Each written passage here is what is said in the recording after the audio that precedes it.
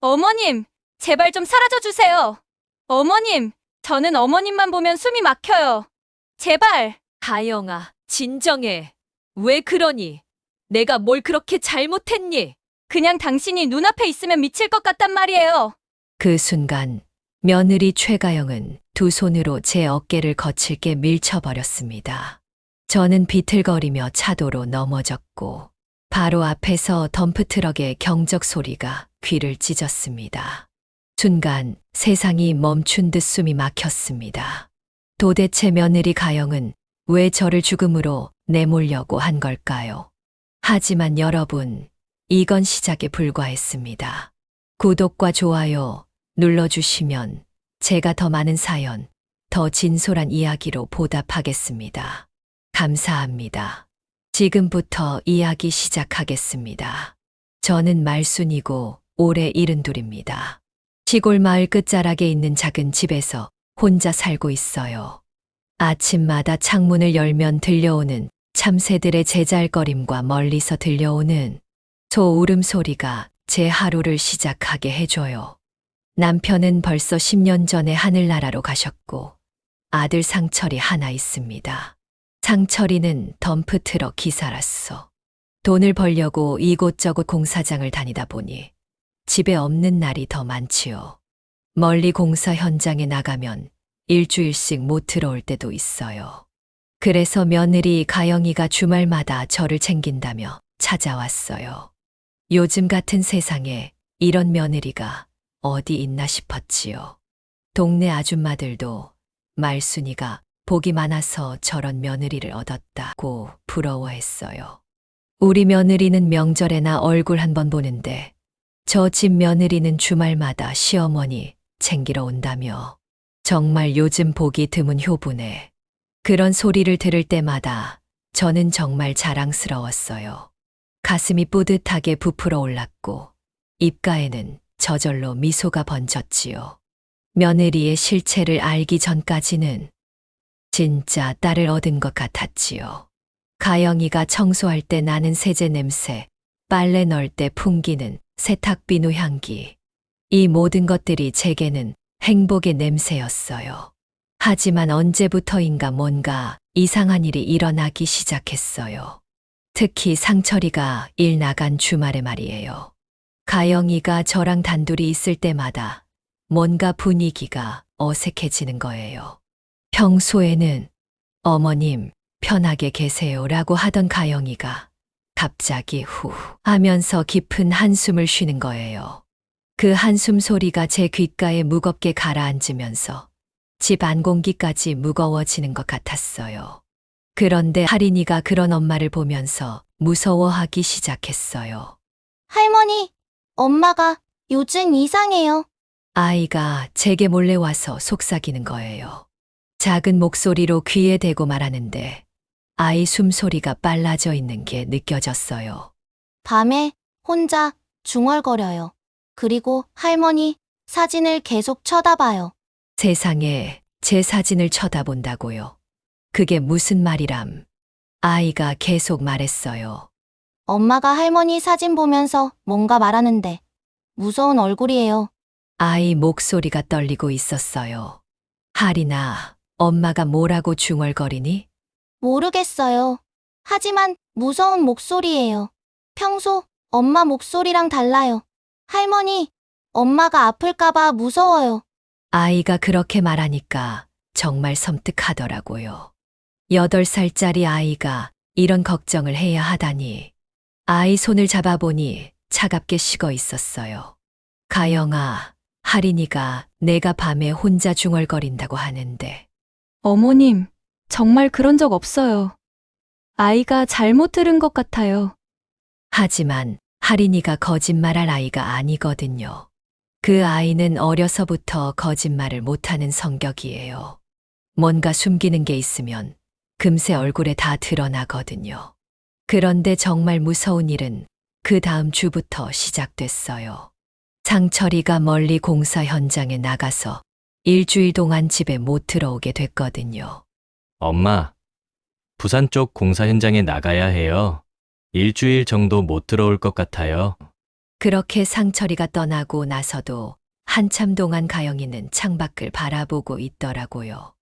햇빛이 창문으로 들어와서 가영이 얼굴을 비추고 있었는데 그 얼굴에 미소가 번지는 게 보였어요. 하지만 그 미소가 평소의 따뜻한 미소가 아니었어요. 뭔가 차갑고 음산한 미소였지요. 그날 새벽 2시쯤 되었을까요? 갑자기 밖에서 무언가가 부딪히는 소리가 들렸어요. 쿵, 쿵 하는 소리에 잠이 깼는데 그 소리가 집 벽에서 나는 것 같았어요. 창문으로 내다보니 가영이가 집 앞마당에서 돌을 집 벽에다 던지고 있는 거예요. 달빛 아래서 보는 가영이 모습이 정말 무서웠어요. 머리는 헝클어져 있고 옷도 구겨져 있었어요. 가영아, 뭐 하는 거니? 제가 밖으로 나가서 소리쳤더니 가영이가 돌아보는데 아이고, 그 얼굴을 어떻게 표현해야 할까요? 눈이 완전히 이상했어요. 마치 다른 사람 같았어요. 평소의 가영이가 아니라 완전히 낯선 사람의 눈이었어요. 달빛 아래서 보는 가영이의 얼굴이 정말 무서웠어요. 그림자가 얼굴 반쪽을 가리고 있어서 더욱 으스스했지요. 당신 누구세요? 가영이가 저에게 그렇게 물어보는 거예요. 목소리도 완전히 달랐어요. 평소의 부드러운 목소리가 아니라 쉰 목소리였어요. 마치 오랫동안 울고 난 후의 목소리 같았지요. 가영아, 나야. 엄마야. 여기서 뭐 하고 있니? 어머니? 당신이 내 어머니라고요? 가영이가 비웃으면서 내 어머니는 나를 버렸어요. 나를 버리고 도망갔다고요. 라고 소리쳤어요. 아니, 이게 무슨 소리일까요? 저는 가영이 친엄마가 아니라 시어머니인데 왜 자꾸 저를 친엄마라고 하는 거예요? 그때부터 가영이가 저에게 돌을 던지기 시작했어요. 나를 버린 나쁜 엄마. 왜 나를 두고 갔어요? 돌이 제 어깨에 맞아서 아팠어요. 날카로운 돌모서리가 어깨에 부딪히면서 쓰라린 통증이 올라왔어요. 가영아, 진정해. 나는 내 시어머니야. 하지만 가영이는 제 말을 듣지 않고 계속 돌을 던졌어요.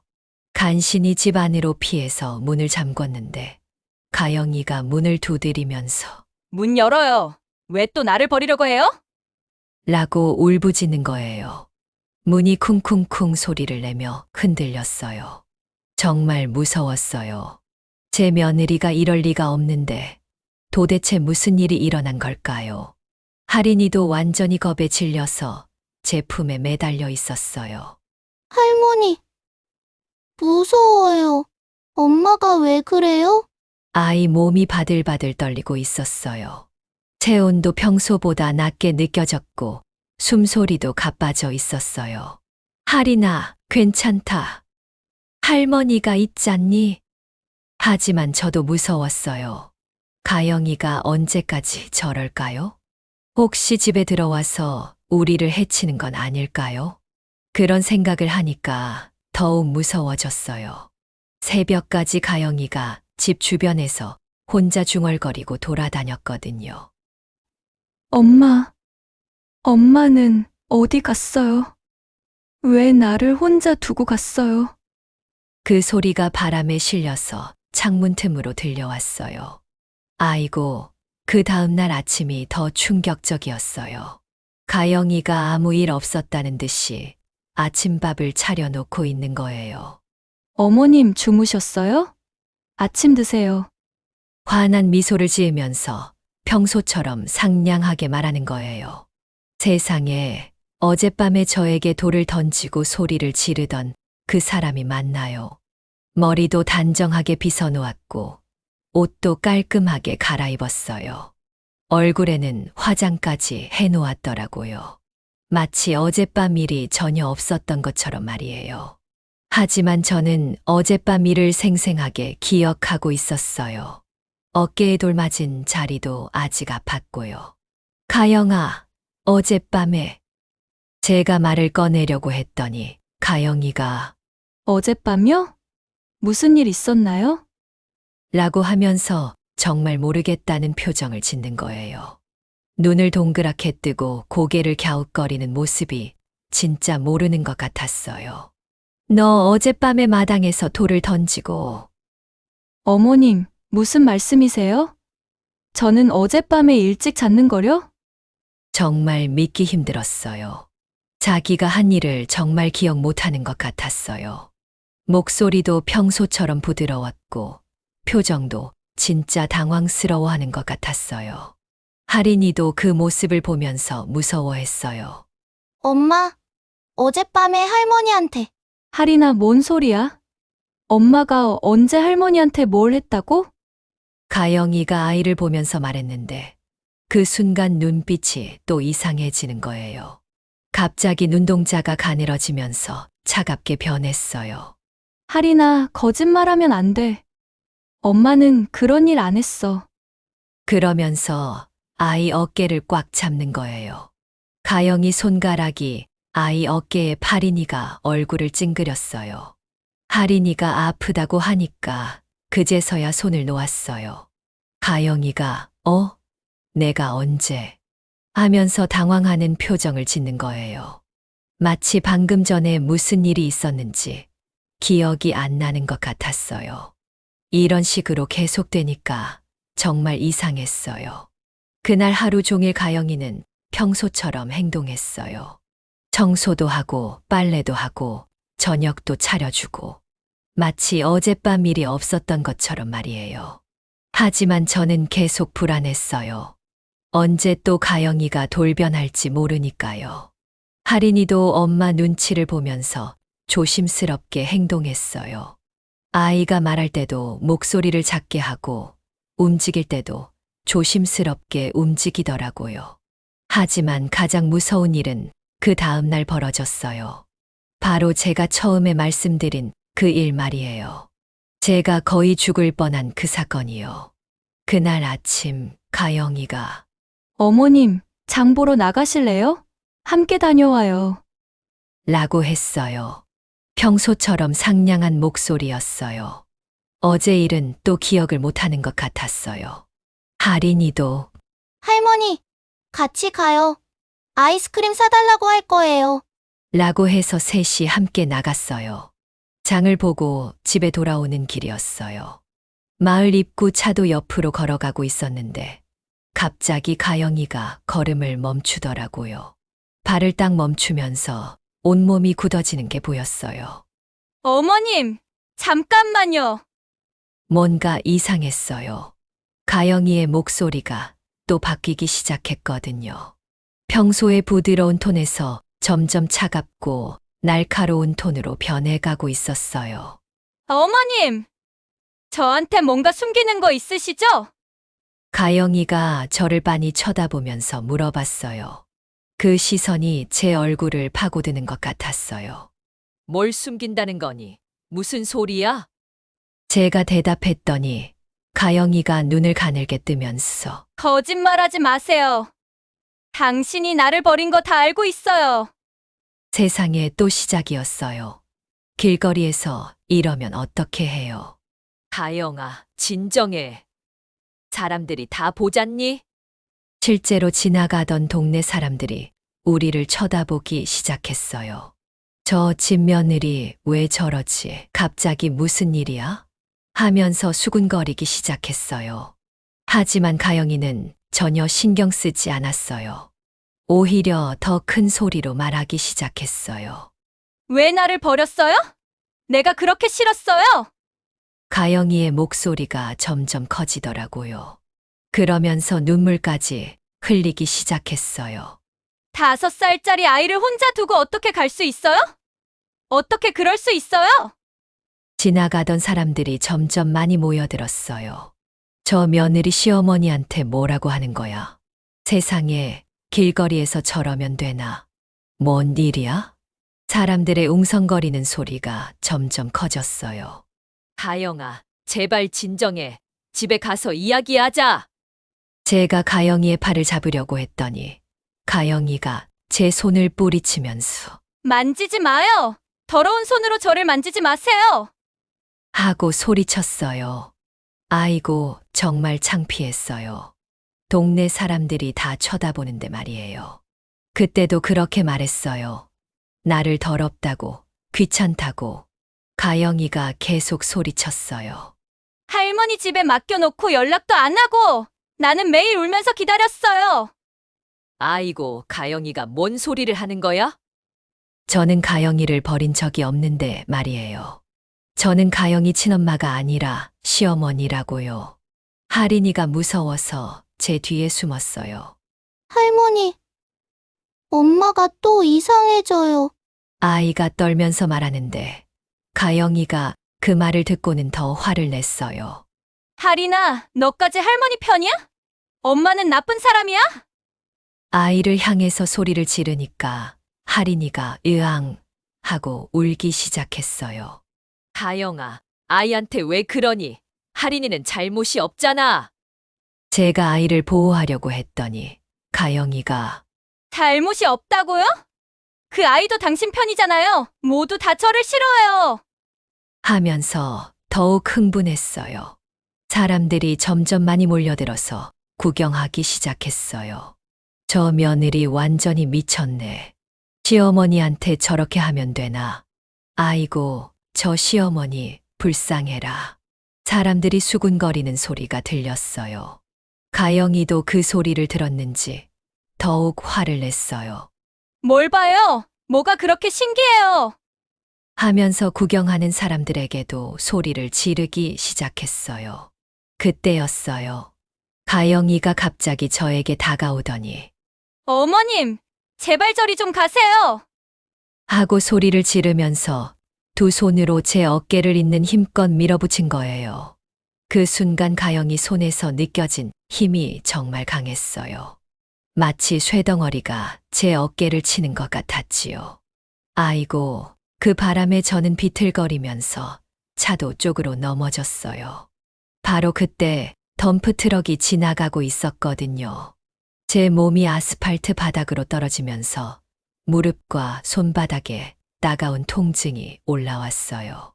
거친 아스팔트가 제 피부를 긁어내는 게 느껴졌어요.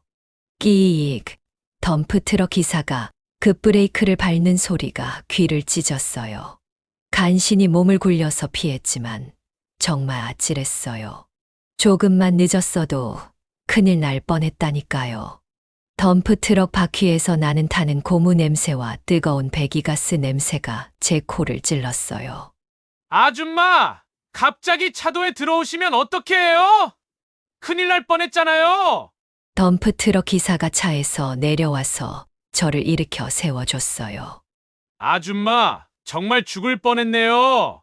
기사 아저씨 손이 제 팔을 잡고 일으켜 세우는데 그 손에서 따뜻한 온기가 느껴졌어요. 기사 양반 많이 놀랬죠. 며느리랑 이야기하다가 발을 헛디뎠나 봐요. 병원은 안 가도 될 것 같아요. 집에 가서 연고 바르고 푹 쉬면 되겠어요. 미안하게 됐어요. 세상에 며느리가 시어머니를 차도로 밀었어. 정말 무서운 일이네. 사람들이 우르르 몰려왔어요. 어떻게 된 일이야? 며느리가 시어머니를 밀었다고? 세상에 그런 일이. 모든 사람들이 가영이를 쳐다봤어요. 그런데 아이고, 가영이가 그때 뭐라고 했는지 아세요? 어머님이 왜 넘어지셨어요? 괜찮으세요? 마치 자기가 저를 민 게 아니라는 듯이 정말 놀란 표정으로 저에게 다가오는 거예요. 눈을 동그랗게 뜨고 입을 벌린 채 깜짝 놀란 표정을 짓고 있었어요. 어머님, 어디 다치셨어요? 괜찮으세요? 그러면서 저를 부축하려고 하는 거예요. 믿을 수 있나요? 방금 전에 저를 밀어서 차에 치일 뻔하게 만든 사람이 이제는 걱정하는 척하고 있어요. 가영아, 내가 나를 밀었잖아. 제가 소리쳤더니 가영이가 어머님, 무슨 말씀이세요? 제가 언제 어머님을 밀었다고요? 라고 하면서 정말 억울하다는 표정을 짓는 거예요. 저는 어머님이 갑자기 넘어지셔서 깜짝 놀랐어요. 정말 기가 막혔어요. 자기가 한 일을 또 기억 못 한다는 거예요. 사람들도 어리둥절했어요. 방금 분명히 며느리가 밀었는데. 맞아, 나도 봤어. 그런데 왜 저렇게 시치미를 떼지? 하지만 가영이는 정말 모르겠어요. 제가 어머님을 왜 위로요? 그럴 이유가 없잖아요. 라고 계속 말했어요. 그 모습을 보니까 정말 무서웠어요. 어떻게 사람이 이럴 수 있을까요? 며느리의 행동에 너무 당황스럽고 억울했어요. 며느리에게 확인시켜줄 방법이 없었거든요. 그런데 그 순간 제 억울함을 풀어주실 분이 나타났어요. 정말 저에게는 구세주 같은 분이셨죠. 마을 이장님이 말순이 마을 CCTV 확인해 봐야겠다. 고 하시더라고요. 요즘 시대에 이런 일은 다 기록에 남아 있어. 정확히 뭐가 일어났는지 확인해 보자. 저는 사실 CCTV가 있는 줄도 몰랐어요. 언제 설치했는지 말이에요. 이장님, 정말 CCTV가 있어요? 그럼 작년에 방범용으로 설치했어. 마을 입구부터 사거리까지 다 지켜. 이장님이 말씀하시니까 가영이 얼굴이 조금 창백해지는 것 같았어요. 볼에 있던 혈색이 사라지면서 파랗게 변했어요. 어머님, CCTV로 뭘 확인한다는 거예요? 가영이가 당황하면서 말했어요. 목소리도 떨리고 있었고, 손도 부들부들 떨리고 있었어요. 가영이가 계속 주장했지만, 이장님은 그래도 확인은 해봐야지.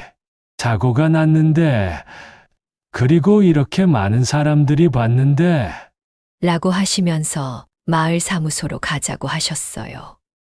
저도 따라갔어요. 정말 궁금했거든요. 가영이가 진짜로 저를 밀었는지 아니면 제가 잘못 본 건지 말이에요. 마을 사무소에 도착해서 컴퓨터로 CCTV 화면을 보는 순간, 아이고 정말 충격이었어요. 화면 속에는 분명히 가영이가 저에게 다가가서 두 손으로 제 어깨를 밀어붙이는 장면이 나왔어요. 그것도 아주 또렷하게 말이에요. 가영이 얼굴 표정까지 선명하게 보였어요. 화가 나서 일그러진 얼굴, 힘을 주어서 저를 미는 손동작까지 모든 게 다 기록되어 있었어요. 소리까지 들렸어요. 어머님, 제발 저리 좀 가세요. 하는 가영이 큰 목소리까지 말이에요. 화면 속 가영이 목소리는 평소의 부드러운 목소리가 아니라 날카롭고 차가운 목소리였어요. 자, 여기 봐.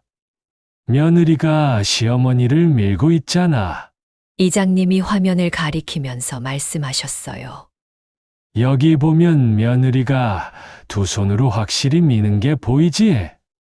정말 명백했어요.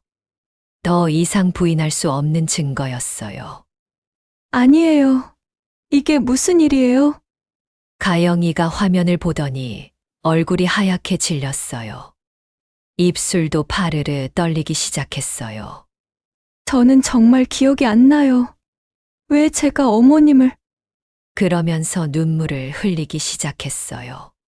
하지만 CCTV는 거짓말을 하지 않잖아요. 그때 할인이가 저도 봤어요. 엄마가 할머니를 밀었어요. 라고 말했어요.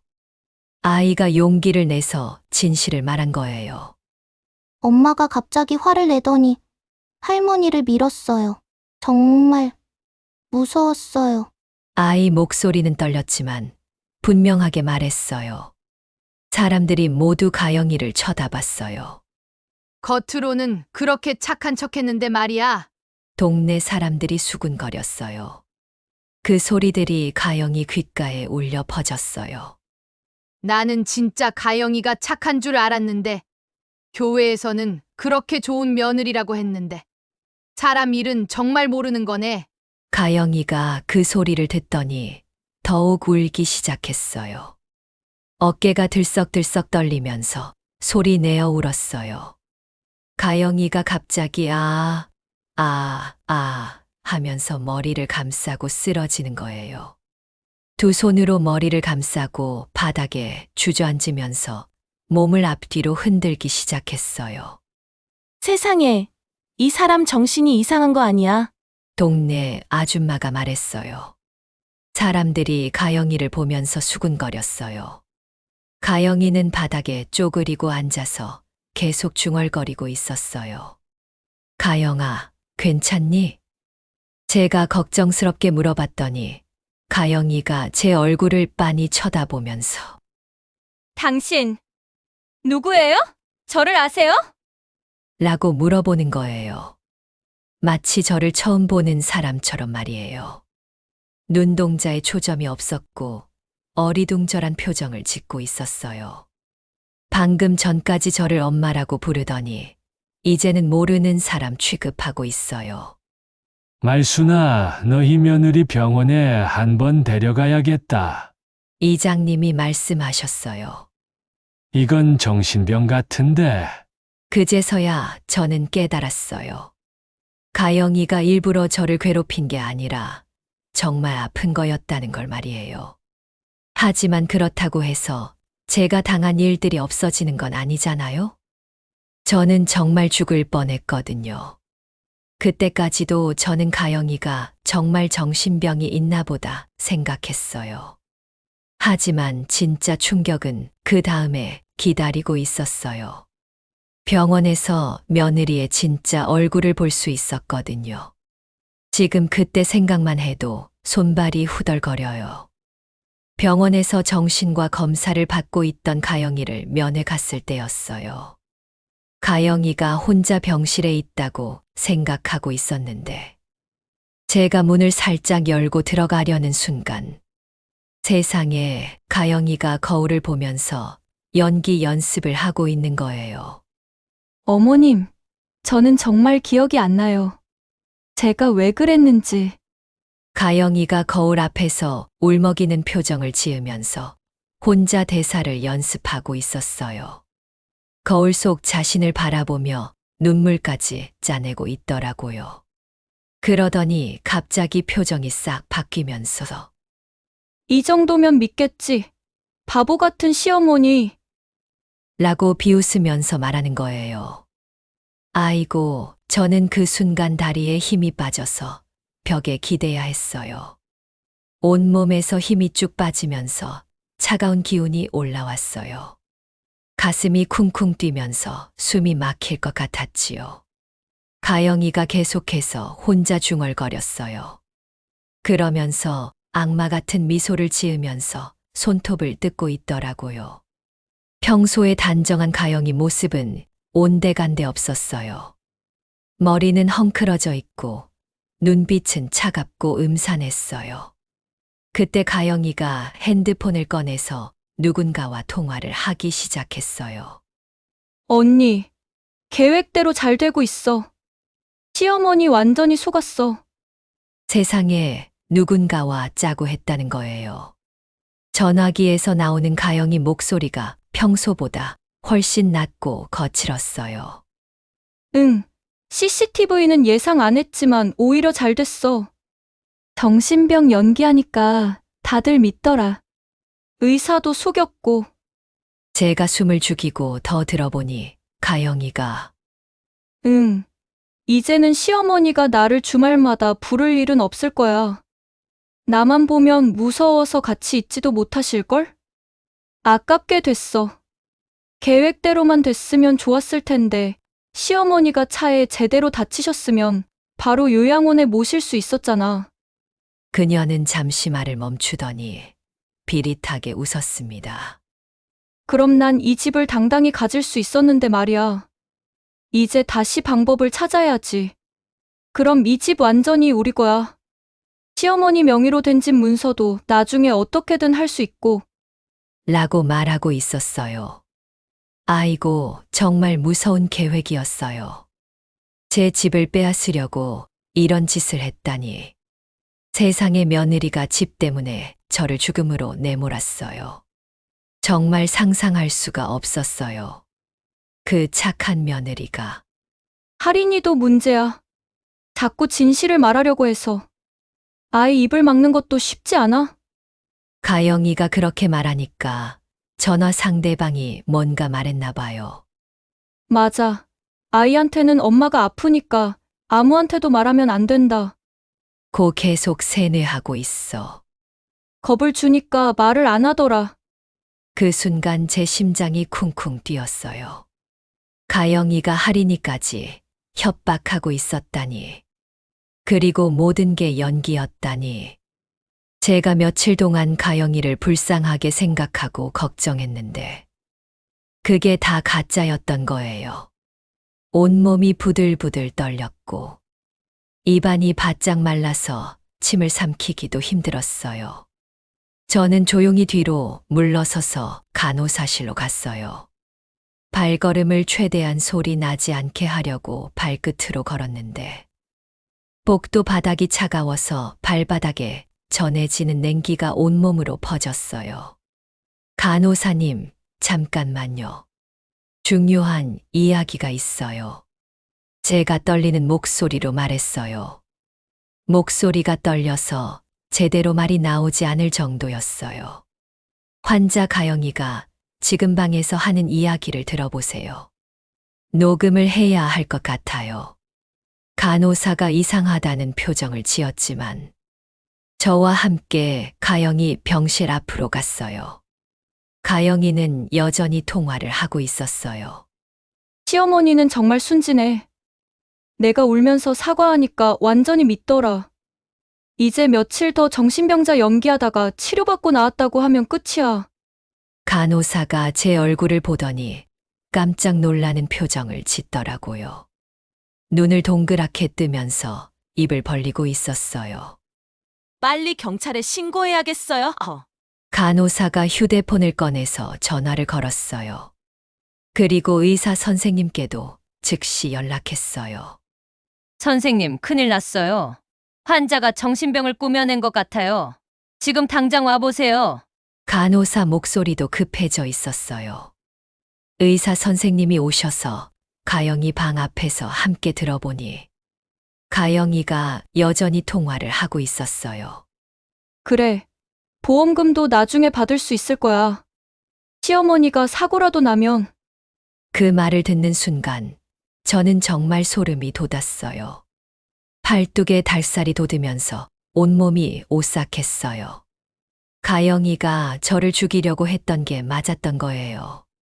의사 선생님이 갑자기 문을 열고 들어가니까 가영이가 깜짝 놀라서 전화를 끊고는 선생님? 면회 시간이에요? 라고 하면서 또 연기를 시작했어요. 순식간에 표정이 바뀌면서 평소의 순한 며느리 얼굴로 돌아왔어요. 하지만 이미 늦었어요. 모든 걸 다 들켰거든요. 환자분, 방금 통화 내용 다 들었습니다. 정신병을 꾸며낸 거죠? 의사 선생님이 단호하게 말씀하시니까 가영이 얼굴이 하얗게 질렸어요. 입술이 파르르 떨리면서 눈동자가 이리저리 흔들렸어요. 그러더니 뭔 소리예요? 저는 정말 아픈데요. 라고 하면서 끝까지 연기를 하려고 했어요. 하지만 간호사가 녹음한 내용을 틀어주니까 가영이는 더 이상 변명할 수 없었어요. 자기 목소리로 시어머니 완전히 속았어. 정신병 연기하고 있어. 이런 말들이 그대로 나오니까 말이에요. 그 녹음을 들을 때 가영이 얼굴이 점점 창백해지는 게 보였어요. 그때서야 가영이가 단념하고 들켰네. 라고 하면서 완전히 다른 사람이 되었어요. 평소의 순한 며느리 가면을 완전히 벗어던지고 진짜 모습을 드러낸 거예요. 눈빛이 차갑게 변하면서 입가에는 비웃는 미소가 번졌어요. 그때부터 가영이가 완전히 본색을 드러냈어요. 상냥했던 목소리는 온데간데 없고 차갑고 독한 목소리로 변했어요. 하필 그때 와서는. 가영이가 혀를 차면서 짜증을 냈어요. 그 소리가 병실에 날카롭게 울려 퍼졌어요. 어머님, 그렇게 의심 많으시면서 왜 진작 눈치 못 챘어요? 그러면서 비웃는 미소를 지었어요. 그 미소가 정말 소름 끼쳤어요. 가영아, 넌 정말. 제가 말을 잇지 못하고 있을 때 가영이가 손톱을 뜯으면서 계속 말했어요. 딱딱 하는 손톱 뜯는 소리가 정적을 깨뜨렸어요. 몇 년 동안 얼마나 힘들었는지 알아요? 착한 며느리 연기하는 게 어머님 비위 맞춰드리고 반찬 해다 드리고. 정말 지긋지긋했어요. 그 순간 경찰이 도착했어요. 복도에서 들려오는 무거운 발걸음 소리와 함께 신고 접수받고 왔습니다. 어떤 상황인가요? 경찰관이 물어보니까 의사 선생님이 상황을 설명해 주셨어요. 이 환자가 정신질환을 꾸며내서 가족을 속인 것 같습니다. 녹음된 증거도 있고요. 가영이는 경찰을 보더니 갑자기 또 연기를 시작했어요. 저는 정말 아픈데요. 제가 왜 그런 말을 했는지 기억이 안 나요.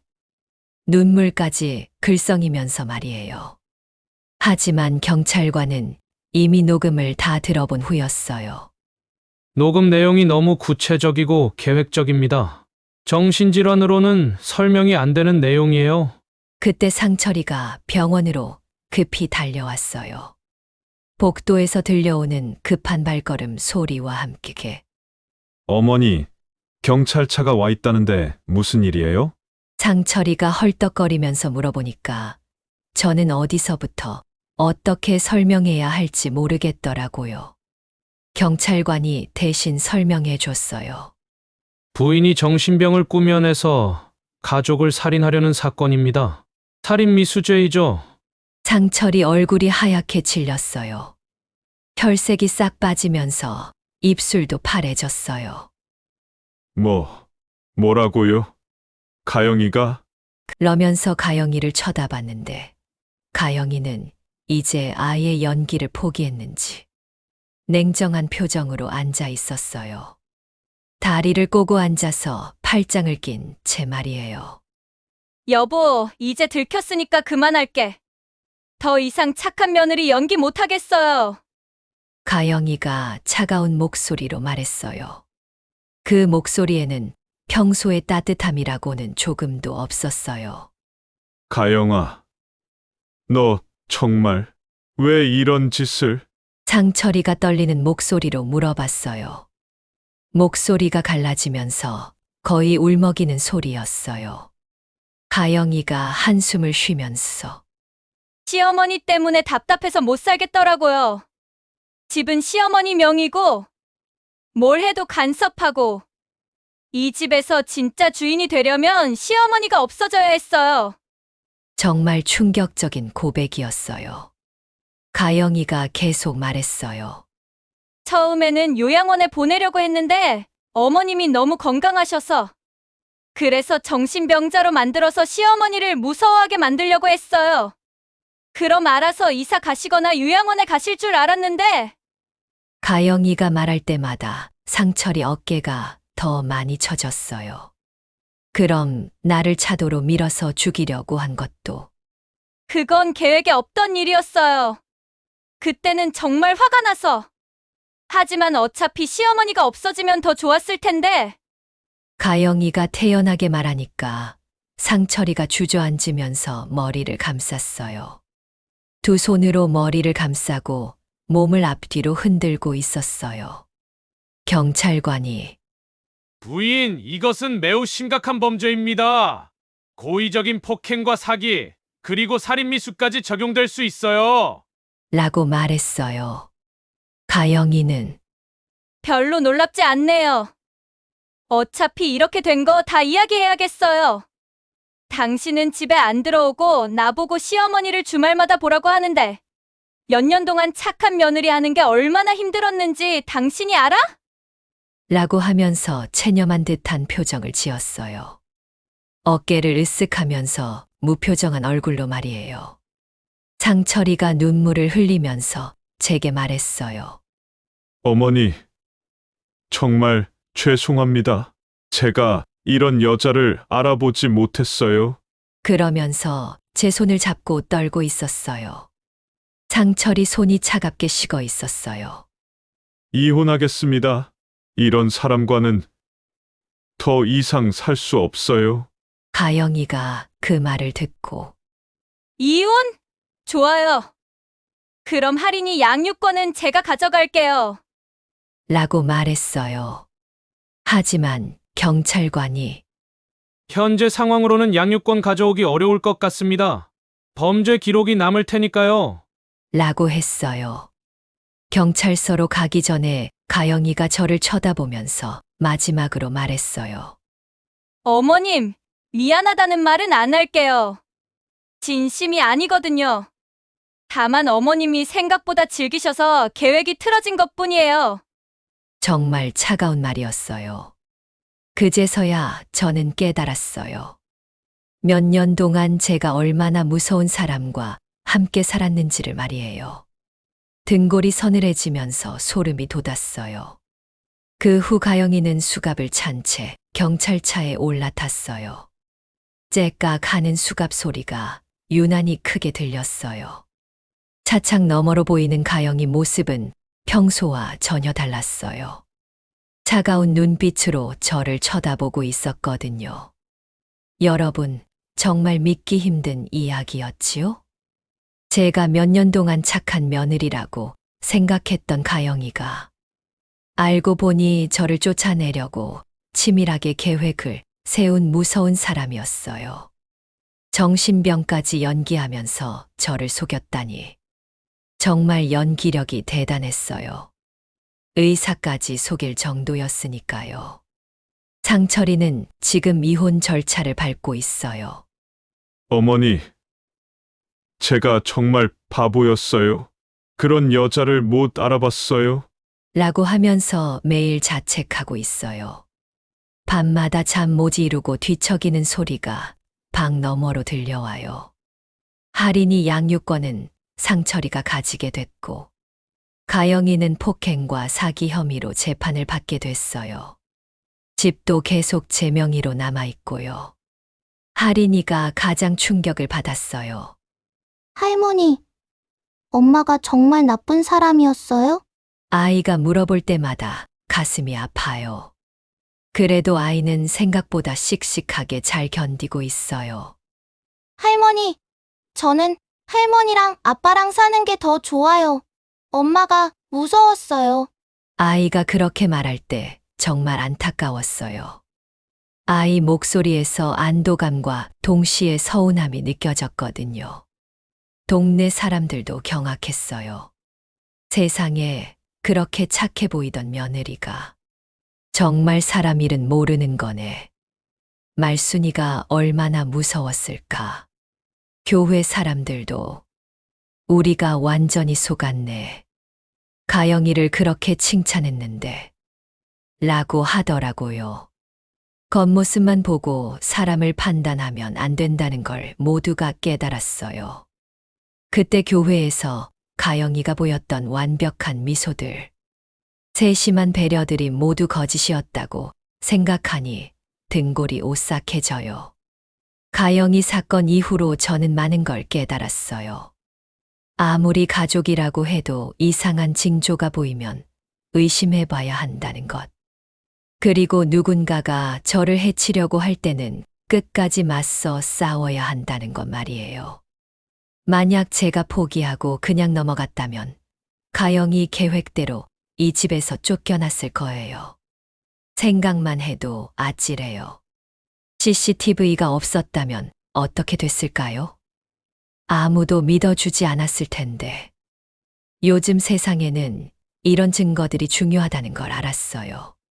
그리고 아무리 가족이라고 해도 폭력은 절대 참으면 안 된다는 것도요. 그 CCTV 화면에서 보았던 가영이의 차가운 표정, 저를 미는 그 잔인한 손길들이 아직도 악몽에 나와요. 상철이는 이제 일도 줄이고 저랑 할인이를 더 잘 챙기고 있어요. 엄마, 앞으로는 어머니 말씀 잘 들을게요. 제가 너무 안일했어요. 라고 하면서 많이 반성하고 있어요. 할인이도 엄마 없이 잘 지내고 있고요. 물론 가끔 엄마가 그리울 때도 있겠지만 아이가 무서운 엄마보다는 따뜻한 할머니가 더 좋아요라고 해요. 아이가 제 손을 꼭 잡고 그렇게 말할 때면 가슴이 찡해져요. 여러분은 어떻게 생각하세요? 만약 여러분 며느리가 이런 식으로 행동한다면 어떻게 하시겠어요? 처음에는 믿어주시겠어요? 아니면 바로 의심하시겠어요? 그리고 가족 중에 누군가가 여러분을 해치려고 한다면 어떻게 대처하시겠어요? 정말 어려운 문제예요. 가족을 믿고 싶지만 동시에 자신을 보호해야 하니까요. 저는 이번 일로 배웠어요. 너무 착하기만 하면 안 된다는 것을요. 때로는 단호하게 맞서야 할 때도 있다는 것을 말이에요. 가영이의 그 차가운 미소, 계산적인 눈빛들을 기억하면서 앞으로는 더 조심해야겠다고 다짐했어요. 가영이는 지금 감옥에 있어요. 몇 년 후에 나오겠지만 저희와는 영영 만나지 않을 거예요. 그게 서로에게 좋은 일이라고 생각해요. 상처받은 할인이도 시간이 지나면 잊어버릴 거고요. 아이가 웃을 때 나는 은색 같은 웃음소리를 들으면 이제 정말 평화가 찾아왔다는 걸 느껴요. 여러분 댓글로 의견 남겨주세요. 이런 상황에서 어떻게 하는 게 맞다고 생각하세요? 가족이라고 해서 무조건 믿어야 할까요? 아니면 의심할 때는 확실히 해야 할까요? 여러분의 경험과 지혜를 들려주세요. 그리고 혹시 저처럼 이상한 며느리나 가족 때문에 고생하신 분이 계시다면 절대 혼자 참지 마세요. 도움을 요청하고 증거를 모으고 끝까지 진실을 밝히세요. 그게 자신을 지키는 길이에요.